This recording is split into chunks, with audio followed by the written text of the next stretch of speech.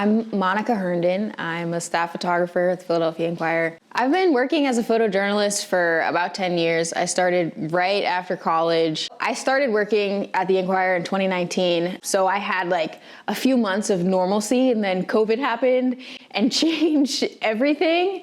I feel like I've seen Philly in a couple different ways, you know, pre-COVID and then during COVID, and what it has turned into now. It's a really vibrant city. There's so much happening all of the time. There's never a shortage of great assignments and great stories and great characters. You know, you can just be walking down the street and come across something really beautiful. 2023 really flew by. The year started with the Eagles in the playoffs and then going to the Super Bowl, and all of a sudden here we are, we're more than halfway through the Eagles season again. It's been an exciting year. I did fly the drone a lot for breaking news, which was really kind of fun to do.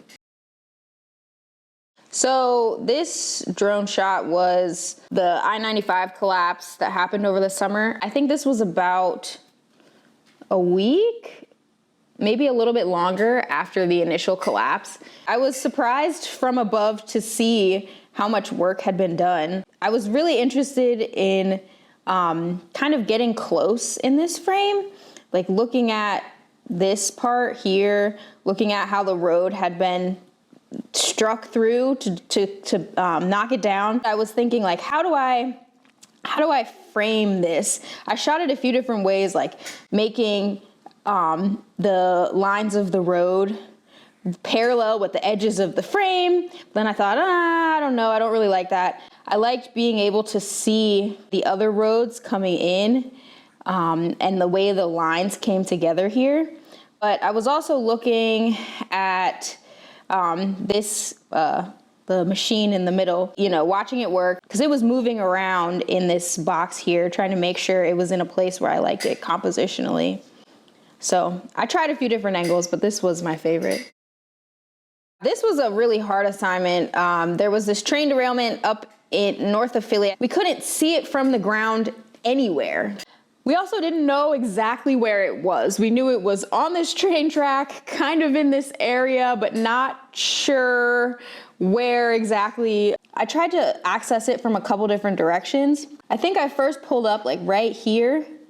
I did actually put the drone up there, but I couldn't get close enough to the derailment to actually make this picture. So got back in the car, you know, drove around some more, kind of came around like this way. So I was over here, had to fly the drone pretty far, but, you know, made sure to keep it in sight. But it was very, very small. It was a very nerve-wracking experience, actually, taking this picture. That's when I saw, you know, the actual derailment, and I was like, oh, finally, good. And then I brought it back, sent the picture in. I was like, we got a picture, but I'm not going back up there because it was way too far. Flying the drone is a very different experience than working street level, you know, directly communicating and connecting with people. I think that's why I like using the drone to photograph breaking news and like environmental disasters, you know, tornado damage, all of that kind of stuff. That's where I think it's really the most valuable, is showing that sense of scale. And, you know, like this in the derailment, you know, how massive these train cars are compared to these tiny little cars next to them. I think incorporating new technology into our day-to-day work is really important. This picture of the derailment would not have been possible without the drone or spending thousands of dollars on a helicopter. I think it's really important that we continue to make adjustments to the way we work so that we can continue to produce great stuff.